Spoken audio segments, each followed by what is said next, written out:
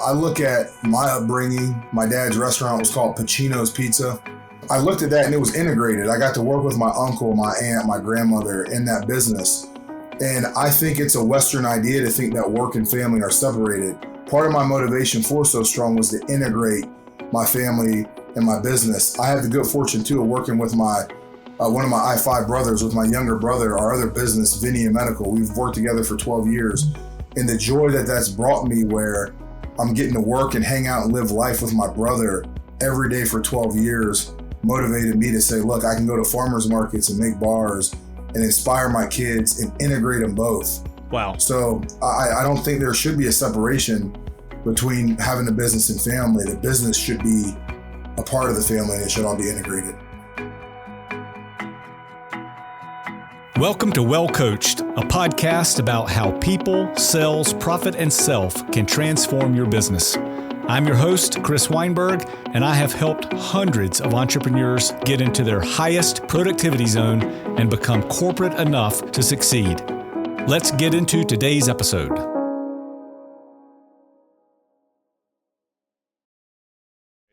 Hey guys, welcome back to the Well Coached podcast. We have a treat for you today. Another person who has taken transferable skill sets of grinding it out as an athlete and turning some of those similar characteristics into how to grind it out as a business person. So we've got Justin Kershaw today. He is a former Division I athlete, former pro athlete, devoted husband, father of 5. I don't even know how you can pull that off. And co-founder of So Strong Food. Alongside with his wife, Chaquerra, they have embarked on a mission to revolutionize snacking for busy moms. This is a smart man right here, recognizing that moms are the most important thing in the world. Gluten-free, oat-based bars that are fueling families on the go. These guys started small in their home basement, and I love these kind of stories. They've grown so strong into a brand that's now available in literally hundreds of locations across the country. They are committed to wholesome ingredients and empowering moms. This message is going to resonate with so many folks, making So Strong more than just a snack. This is a movement. Today, we're going to explore that journey, and we'll do it through the lens that we always use of people, sales, profit, and self. Justin, welcome to the show. Chris, thanks for having me. I need you to be my hype man from now on. You made me sound really good right there, so thank you. Dude, all I'm doing is riding your coattails, man. You did the work. I just get to talk about it. So thank you. If you're ready, we're going to dive in. Sure, ready to go. We'll start in that people section a little bit and talk to me a little about, can you share your background a little bit as the Division I athlete and how that started influencing your approach to business and then family life? Yeah, I think it all started with a man named Kershaw. So that's my dad. Awesome. My dad was a police officer. He was a football player. He played at Florida State for Coach Bowden. Then he went to play at Toledo. And then we had a pizza place called Pacino's Pizza growing up. Okay. And I saw my dad juggling 6 kids. He had 6 boys, business. And one day I came home from school and I saw my dad on the Oprah Winfrey Show. One of the cases he had as a police officer, it made national news. Wow. And the Oprah Winfrey Show asked him to come on the show. So I kind of was brought up thinking like, hey, I'm going to be on the Oprah Winfrey Show. There's something that I need to do. There's something that I need to cultivate to make this world a better place. And it all started with my dad. And the language that me and my dad spoke was the football language. We talked about football. He taught me hard work through football, lifting weights, running, getting ready. And I always wanted to be like my dad, so naturally I wanted to be a football player. Fell in love with the sport of football. And then once I got to Michigan State, before that I was a blue-collar overachiever. I was slightly above average as an athlete. I wasn't, LeBron James, but I wasn't the worst athlete. So I knew I had to work hard. I had to look for every advantage, and I did that through nutrition and through being the hardest working guy in the room. Once I got to Michigan State, that taught me even more that I had to work really hard. And my experience as a D1 football player taught me a lot of discipline, and it taught me that it takes a team to win as well. So you couple all those things together, having a great dad, seeing his example, I think it's made me, whatever success I have had, I need to attribute it to him. How lucky is that? You had a dad that showed you early what good performance looked like, whether that was hard work, being in front of others, all of the stuff. What a blessing. Amen. Yeah, amen. Yeah. My dad's a great man. Still close to him to this day. I really look up to him. And I think, I think it's good to realize that as a son, there's this natural instinct to want to impress your dad, Yeah. And I think it's something that you should really dive into because it's a good thing. You want to make your dad proud, but you also need to realize, like, look, sometimes you're going to disappoint him, and don't let that make you look at yourself differently. So my dad's a great man, far from being perfect, but I admire him and I appreciate the ground that he gave me and my brothers. What an awesome story. We should all be that lucky to have that. Let's talk about working alongside your spouse, because, man, that can be a tricky thing. And I want to talk about how that can be rewarding and challenging. And how have you and Chaquerra navigated founding so strong together? And how do you keep her from killing you? And, here's what I see. Here's what I see when couples work together. It is either the best thing in the world or the worst thing in the world, and there's usually no middle. It's either the best or the worst. Talk to me about how you guys have made it, how you stay grounded together, and all of that good stuff. That is a great question. Well, me and Chaquerra are friends. We met at a track meet when I was 15 years old. Wow. She saw me in my track shorts. The rest is history. Yeah. I'm just joking. She couldn't turn that down. She couldn't turn that down. Around. She's just a beautiful girl. And if I look back on it, Chaquerra was the first person my age. So think about it, when I was a teenager, that I wanted to emulate. I wanted to be like her. Wow. And what I look at now is she had the spirit of excellence, whether she realized it or not. She excelled in sports. She was great academically, and she had a standard for the boy that she wanted to date, and she wasn't going to lower that standard.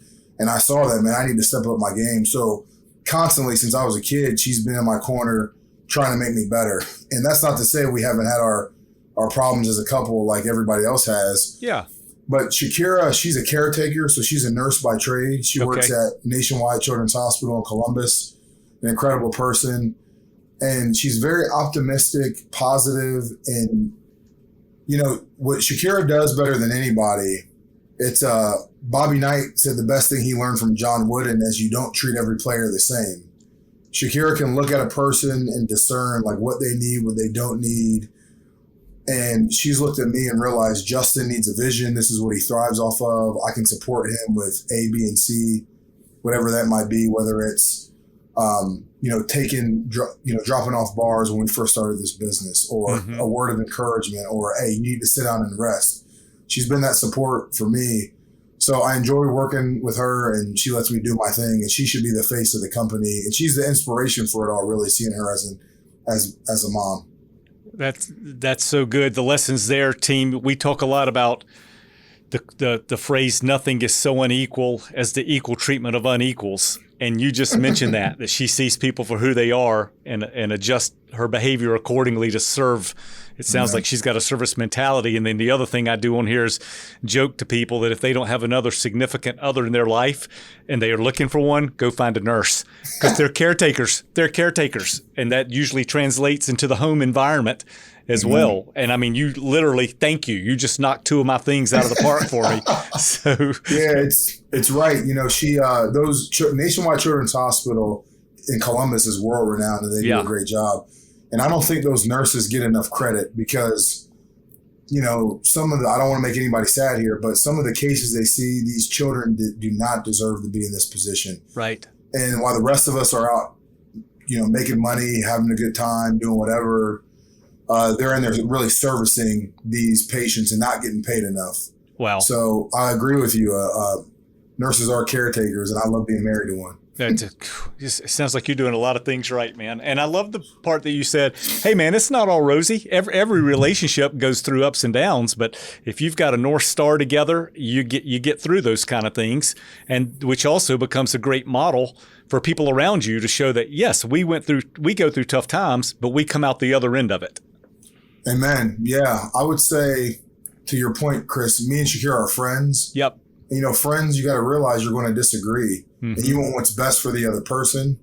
I think our faith, legitimate faith in Jesus, is what gets us through. And I've learned that I don't always have to be right. And I've learned that from her.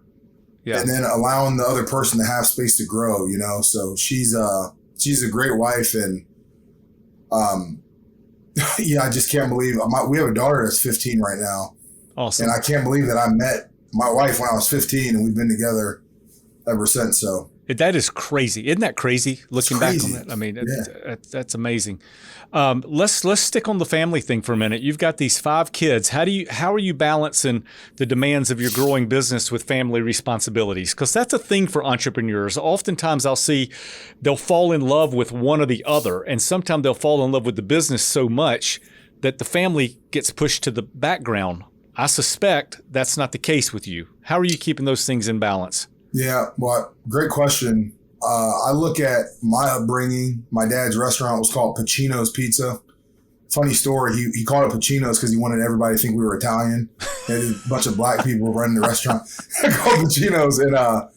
But it was, I looked at that and it was integrated. I got to work with my uncle, my aunt, my grandmother in that business. And I think it's a Western idea to think that work and family are separated. Part of my motivation for So Strong was to integrate my family and my business. I have the good fortune too of working with my one of my I-5 brothers, with my younger brother, our other business, Vinny and Medical. We've worked together for 12 years. And the joy that that's brought me, where I'm getting to work and hang out and live life with my brother every day for 12 years, motivated me to say, look, I can go to farmers markets and make bars and inspire my kids and integrate them both. Wow. So I don't think there should be a separation between having a business and family. The business should be a part of the family and it should all be integrated. That's a great point. And I love how you said you think that's a Western culture thing. And so my brain started working on that. And I think you're right. Because when you go to Europe or other places, the family is together from the time they get up to the time they go to bed in many cases. And that's right, whether it's dinner table or whether it's at the family business. Yep. And one of my greatest joys right now is I've got a 25-year-old son that I have a business with. And it is bringing me the greatest joy that I've ever had. To your point, Yeah, that's incredible. That's awesome. And I see my friends, my neighbors are from, they're Punjabi, so from India, and they own gas stations around the city, and it's a family deal where you got a niece that's working the cash register, you got a son that's picking up all the inventory, and they get to do it together, and they're living together, then they get to relax together. So something I aspire to do. And blood is thicker than water. So you've got the best trust issues going on there, all of that stuff. So man, we could talk for hours about that stuff. You guys, we'll shift gears a little bit. Well, let me ask you one more question in that vein. What advice would you give to other families that are looking to start a business together? Wow. I would have them look up a guy named Jeremy Pryor, who is, he's a Chris Weinberg of what he does. He's a coach, but he works with Christian families on integration. Okay. And he helps them find a business to where they can have a freedom business, then a financially successful business. There's a third one. I can't remember what the name is, but then I would just say there's so much information and so many books, the internet, ChatGPT, where just do it, just do it, and don't go broke doing it, but just rip the Band-Aid off and go and do it. Okay. That's what I would say. And then I think one of the best methods for me is to ethically hack what other people are doing. Find somebody that are, have done what you want to do, who you want to be like, who you want to aspire to do, and do exactly what they are doing and emulate it. That is a great point. Like, you don't have to be a trailblazer. You can go take an idea that's already out there and perfect it, put your own stamp on it, right? Like, I think sometimes young entrepreneurs or people who want to make the jump spend too much time thinking about, what am I going to go invent? You don't have to. I mean, you can just perfect, right? Or put your own stamp on things. Mm-hmm. You can put your own stamp on things. And I think there's, and then I would say too, Chris, is prayer. Because when I first started my first business, I was looking for answers. I knew I didn't want to work for anybody else. And I don't think it's a coincidence that I saw prayers answered in the leading of me starting a business. And I don't know what your audience, their faith background is, but if we're going to do this, let's do it the right way. Right. We need to depend on God. And that's where I've seen the victories of my business. And I think there's so many people like yourself, like having a good coach. That is so valuable. And I've had coaches over the years. I've had some where it was, they were paid coaches, and I've had some that were just mentors that helped me out. Yeah.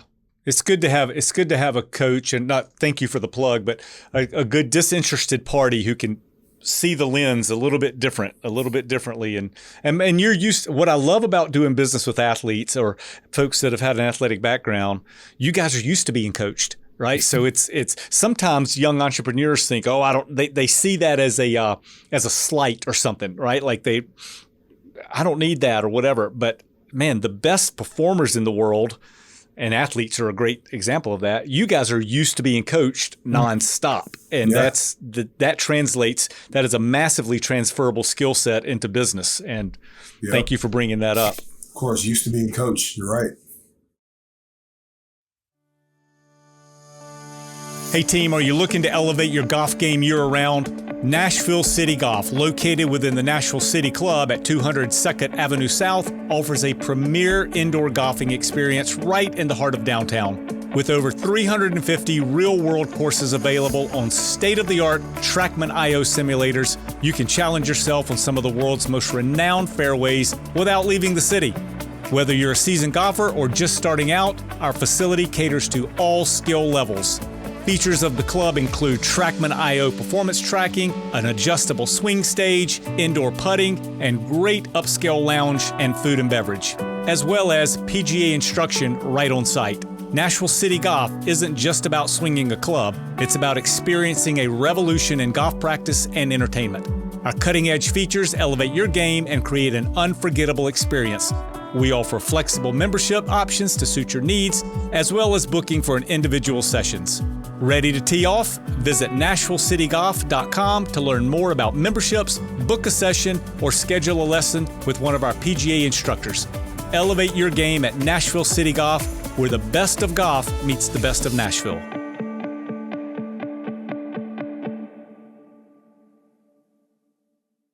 You guys focus on supporting mothers. How did you identify that as a niche, and how has it shaped your sales strategy? Yeah. So when I went into making So Strong, I thought I was making a product for meathead dads like myself that like to work out. Well, we got approached by Whole Foods, and they said, Justin, it looks like you're not making this in your basement anymore, but your packaging isn't up to code. And I made the mistake of hiring a designer to do my packaging instead of hiring a packaging designer to do my packaging. Okay. And so in that moment, I had to do some soul searching to say, okay, what direction is our business going to go? This isn't just about sales. We want to make an impact.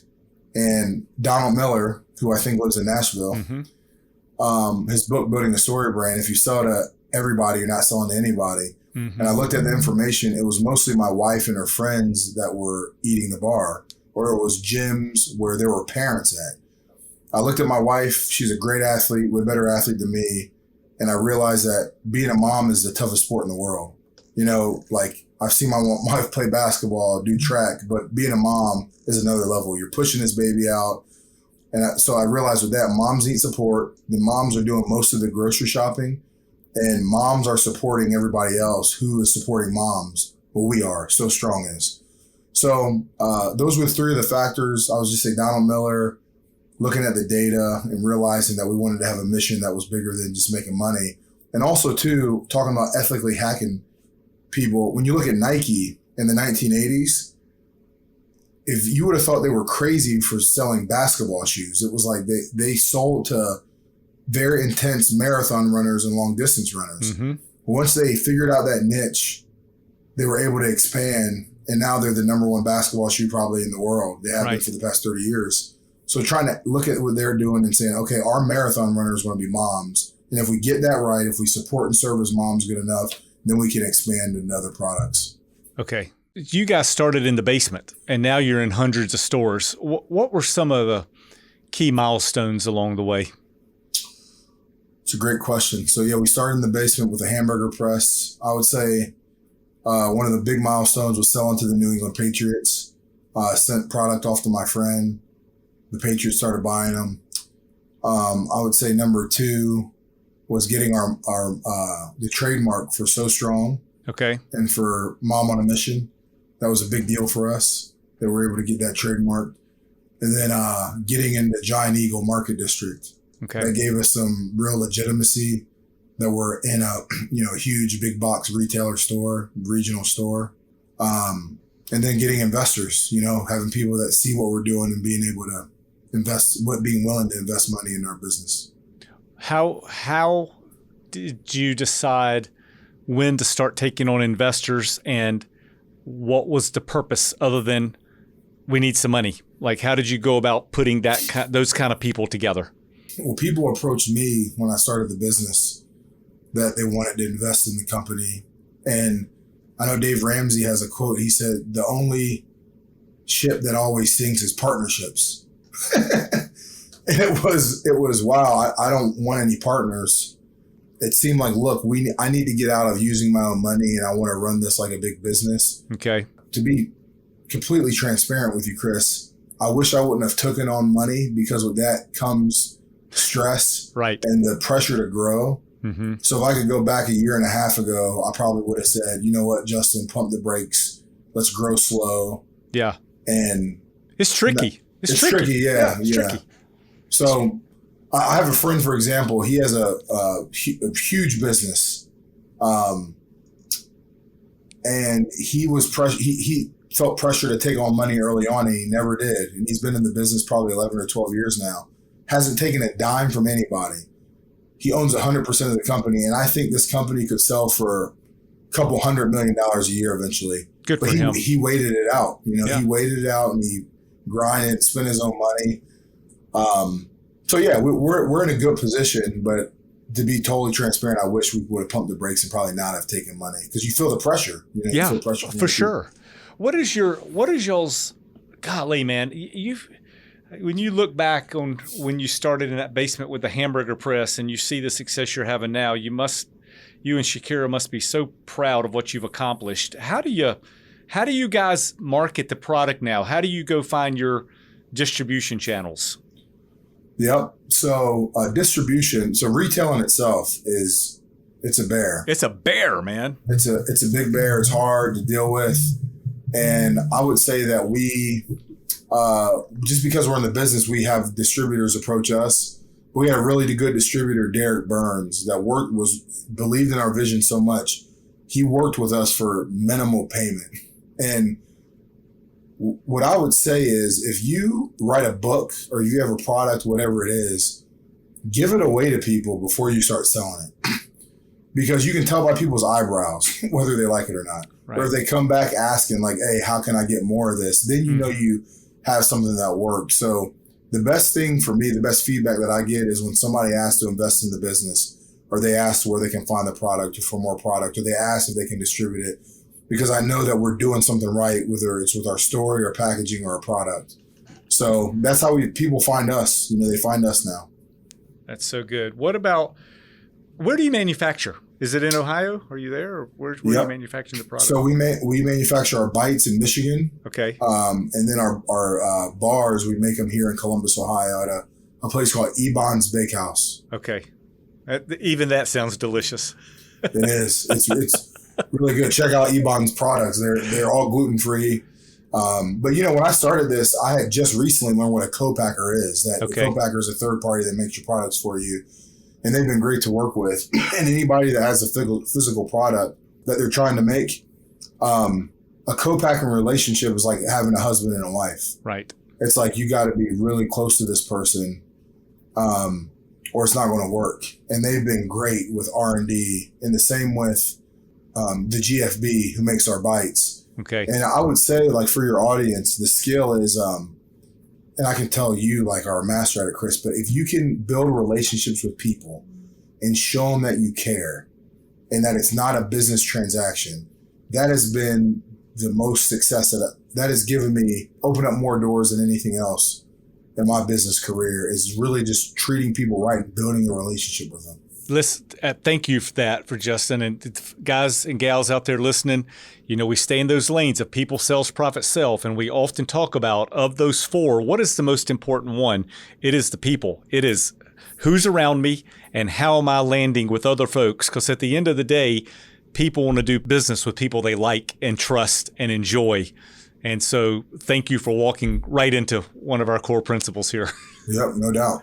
There's more than you've got a very crowded landscape, and the people can choose any bar they want, but there's something they're drawing your partners, your packers, your investors.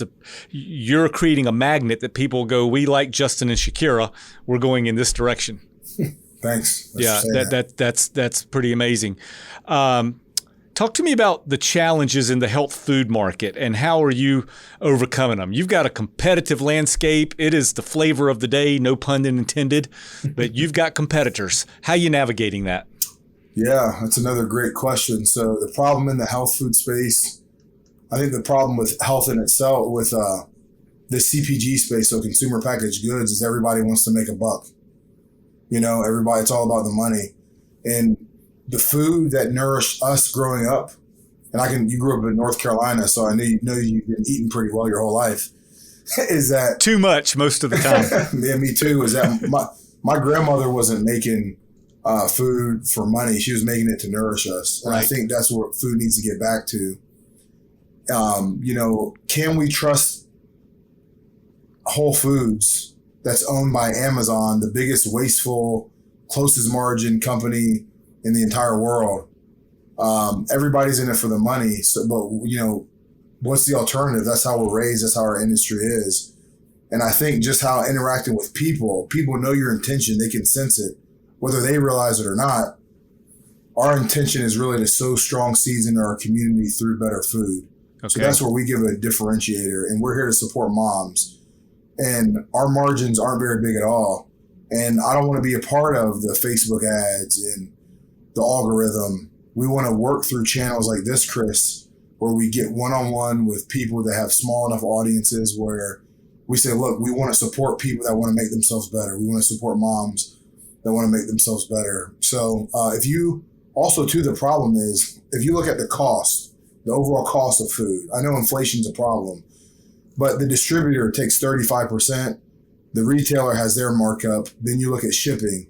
The innovators who don't have all the money, like the Kellogg's, the General Mills, the PepsiCo and all that, P&G. Mm-hmm. It's impossible to compete at the retail level. It is nearly impossible. It is brutal. But we do have e-commerce now. Right. But then Facebook is controlling all the algorithm, and Instagram, you got to put up goofy videos of yourself to get attention, Yeah. So those are the problems in the industry. The solution for us is connecting with real people like yourself, people that have these beautiful podcasts and wonderful audiences, the people that want to improve themselves, that want to support small businesses, that want to support them. So I hope I answered your question. A heck of a strategy. Yeah, that's thank you. That's great. So what strategies are you using to manage the cost and maintain quality? Because to your point, you got some giants out there. How hard is that? How hard is it to make a buck? Is it tough to get to profit? Is it okay? How are you? And what all can you do about it? Yeah, so I would say that I've been fortunate to where I've had some money to put into this, and I've had people that help me along the way, but the margins are still really small. And we're in this to play an infinite game, to where it's not just a buck for us. It's we really want to make an impact.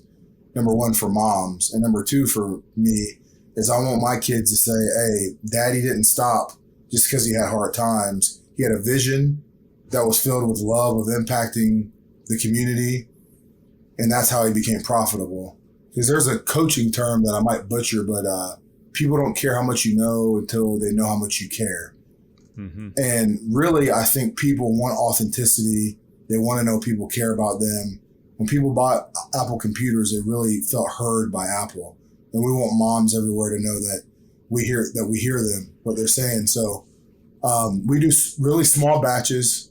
The margins are small, but we're playing the long game to where, hey, we want to go right foot, left foot, right foot, left foot. And once we get higher volume, our margins will increase dramatically.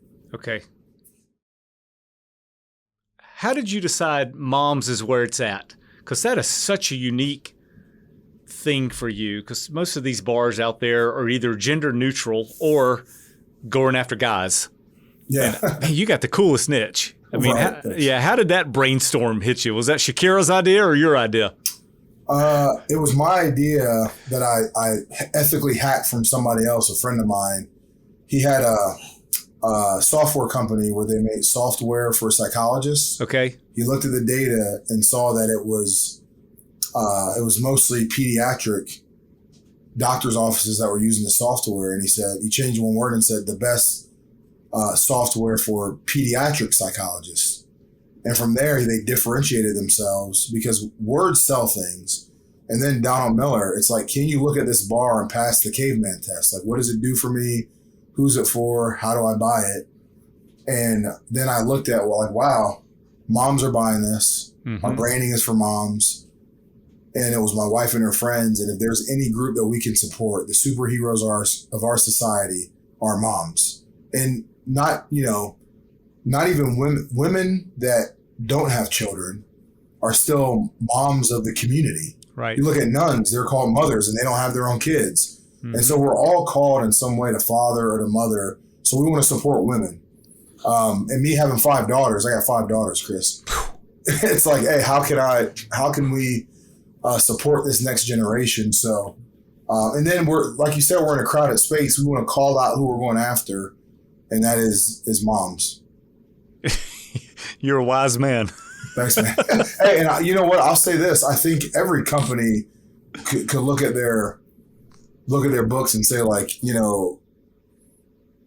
I hope Sarah doesn't get offended by this, but like women ages 35 to 55, they run the world. Right. In my opinion. Mm-hmm. They run the world. Mm-hmm. They're doing the buying. Mm-hmm. They are taking the kids from here and there. They're making us better. So why not support them? Yeah, what I mean? That's amazing. Yeah, thank you. That's a wonderful perspective. Let's talk about looking after yourself a little bit. Transitioning from an athlete to entrepreneur is a significant shift. What personal growth have you experienced during this journey? Well, a lot of the factors I took from sports was to be the hardest worker in the room. I would say that I've learned how to work smarter and strategically.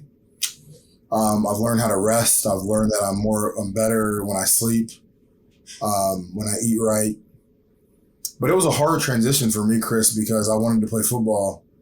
And I think the best perspective it's given me from being an athlete to an entrepreneur, as that there's more to life than sports. There's more to life than being in a stadium of 100,000 people and them screaming at you.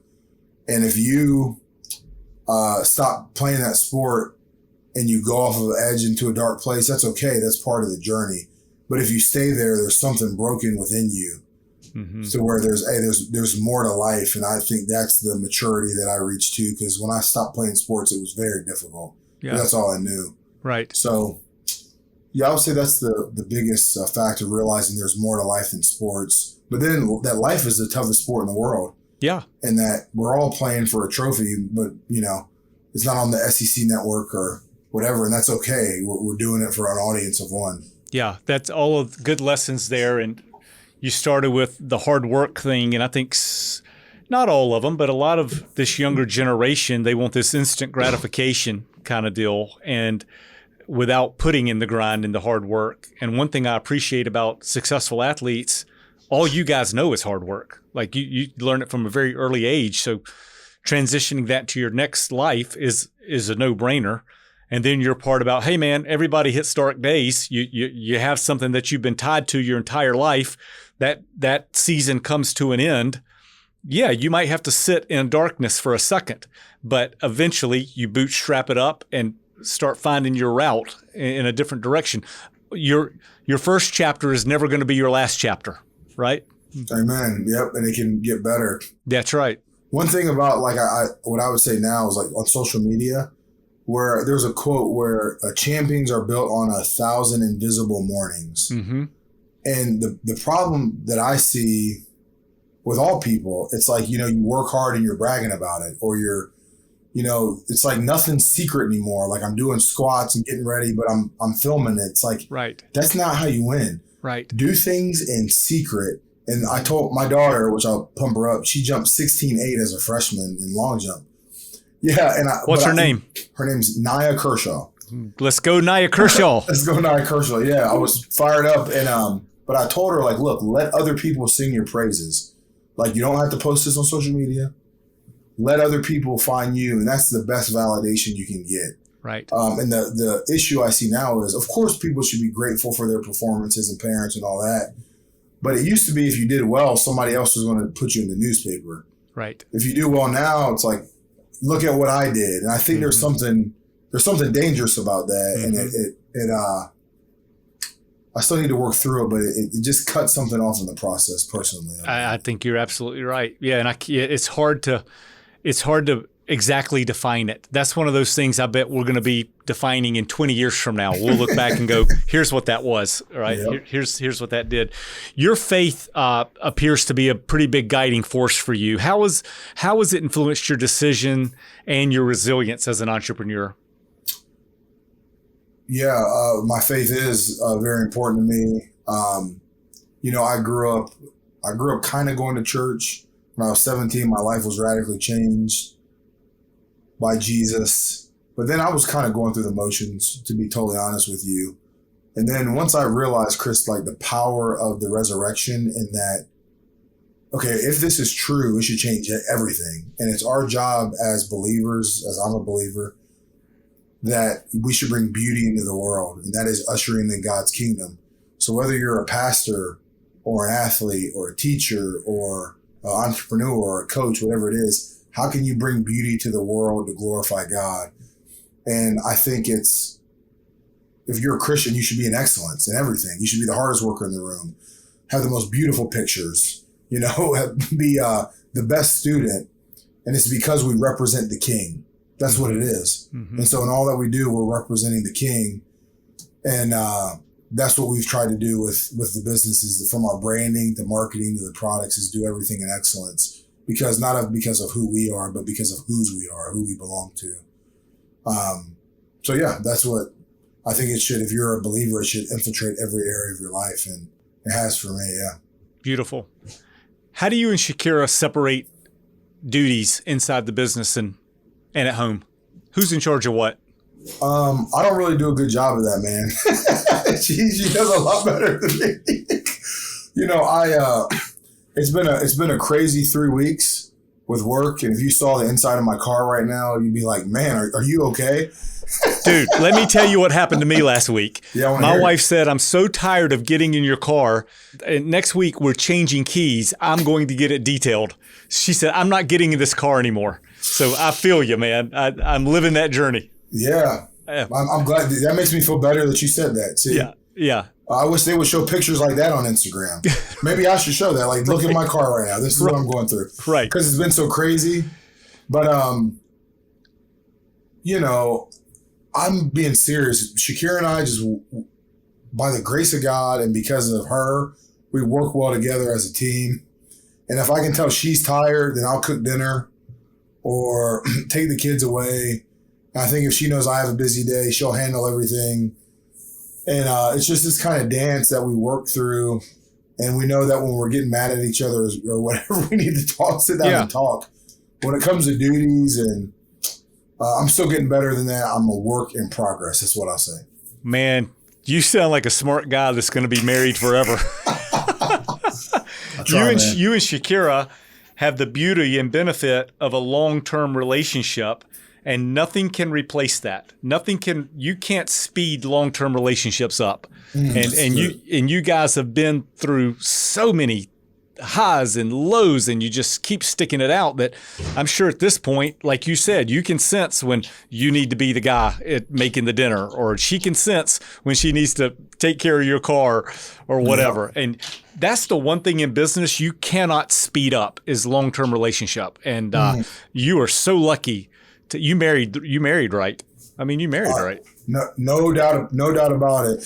I can give you an example, Chris, where we talk about things being integrated. She came downstairs the other day, and she had this look on her face, and I'm like, oh Lord.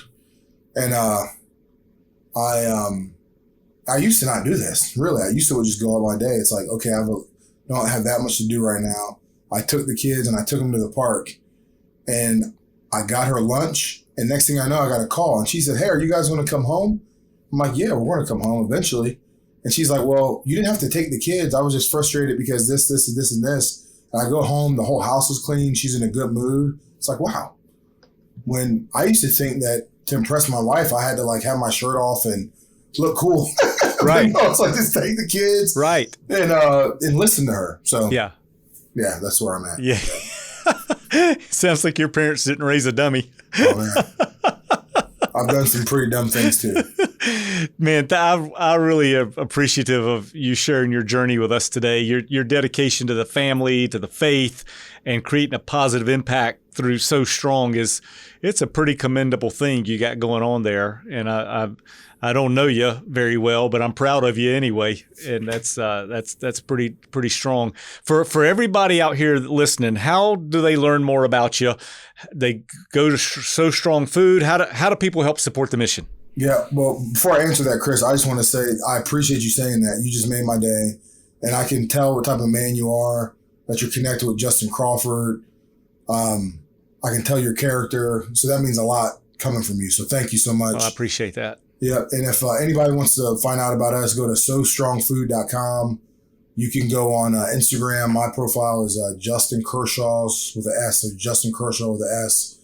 And please try the products, support us, and give me your feedback. We got a lot of really cool things, in the pipeline that are coming down. We have a drink coming out soon. When does that come? It's a few months away, but okay. Microplastics are really terrible right now. Okay. If you go back 35 years ago, everything was in glass. Yep. Because of convenience and the mighty dollar. Everything's in plastic right now. And there's been unintended consequences where it's altering fertility. People are having heart issues because of microplastic. And we have a hydration drink that's going to come out in a glass bottle, which I think can be really cool. Great. I was about to ask you, is there going to be a switch back to get away from those microplastics? And you literally just answered it. Back to glass. Well, I wish you a ton of success, my friend, and I will be watching you, and my wife will be ordering today because she checks all the boxes, and she is the queen of our castle, and it sounds like Chaquerra is the queen of yours. So Amen. Awesome, buddy. Well, I appreciate you a ton, and great success to you, and we'll catch you down the road. Thanks, Chris. Good being on. Guys, thanks a bunch. That's it for today. Go check out So Strong and support this family. They are the real deal. See you soon. Well, guys, that's a wrap for today. We thank you a ton for listening and looking forward to the next episode where we'll continue this journey on how becoming corporate enough can put you in your highest productivity zone to create a successful, profitable, and purpose-driven business for you.